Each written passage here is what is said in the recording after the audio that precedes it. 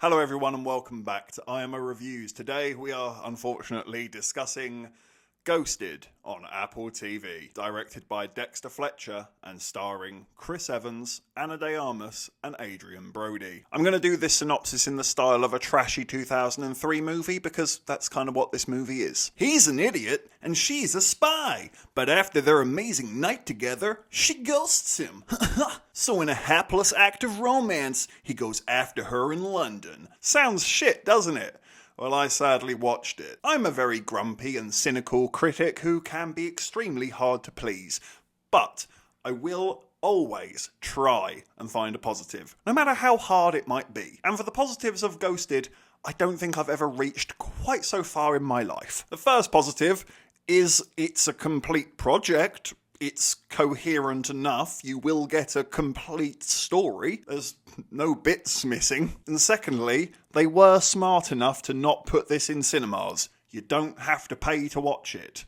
I mean, you kind of do because of the Apple TV subscription, but it's not going to cost you $30 at the cinema. Now for the negatives. And my God, there's so many. A big one being that this movie basically exists to be a 2-hour-long Apple commercial. Any bit of technology that comes up very conveniently in the plot, oh, guess what? It's made by Apple. And some of these apps don't make sense. I'm pretty sure some of them don't exist, but there's one where Chris Evans uses his phone to locate a box of money or something like that, and it's literally right next to him. Anything like that, find my iPhone, it doesn't go to the precise point of 20 centimetres to your right. It would just sort of say, it's in your vicinity somewhere. But I don't know, this film's too stupid enough to care. This is just one of its problems. It gets worse. The soundtrack is frankly one of the worst I've ever heard in my life. There's no reasoning behind the song. It's not even like there's a cheesy connection to it. I always complained about Suicide Squad. They get in a helicopter, Spirit in the Sky. Yeah, I find that kind of annoying, but to be honest, I'd have rather had that here than what we do in Ghosted, because in Ghosted it feels like it's just a jukebox on roulette. They have a fight in a plane to Jet's Are You Gonna Be My Girl? Don't ruin a good song. And equally, the relationship between Chris Evans and Ana de Armas, it's horrible. You do not want them to get together. They are not good for each other. They're a bad match.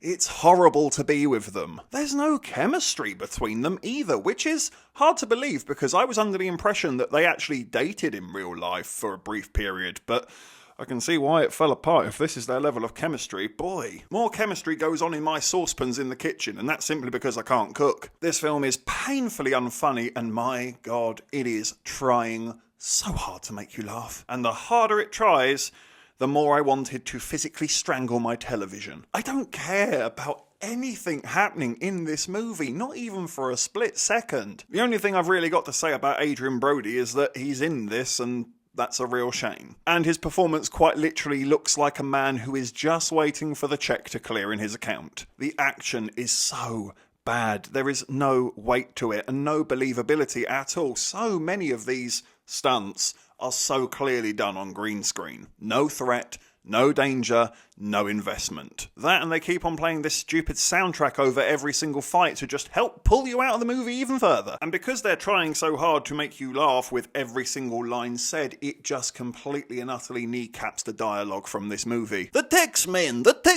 I am the Tex-Men, and if the Tex-Men can't get the text, then the Tex-Men. Oh my God, shut up. This is a joke in this movie. That's one of its funnier moments. It's insufferable. And if you're not wasting my time with dead on its arse comedy, then my God, why is this plot so generic? It feels like a failed James Bond movie. This says a lot about the film. Mrs. IMO actually left. We'd watched about 20 minutes of the movie and already we were finding this pretty hard to get through. And she decided she actually just had better things to do than watch this. Sadly, I have a movie reviewing channel and I have to watch this. But even I started finding things to distract myself with. I saw a stain on my coffee table and I thought, I should probably clean that. And I did while watching this movie. It just offered no investment at any point. It's just consistently boring and pants. Even when I did sit there and force myself to look at the screen, I couldn't help but just look out the window. It's a nice day out there. Oh, my neighbour's putting the washing on the line. Hiya, love, you're right. That was more interesting than watching Ghosted. Do you know what this film feels like? It feels like one of those 2003 quirky Cameron Diaz action movies that were terrible back in 2003. So it's really not good in 2023. Who greenlit this and why? You may have guessed it, but I'm going to give Ghosted a 1 out of 10.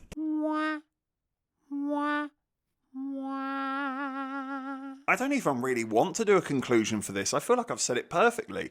Don't waste your time. It's literally free to watch, and I'm telling you, don't watch it. It's awful. I found absolutely no redeeming qualities about this, except for it did force me into cleaning my house a little bit. Thank you for watching this review. Please be sure to hit that like button and hit the subscribe button if you haven't already, and please do hit the comment section as well. Have you seen Ghosted?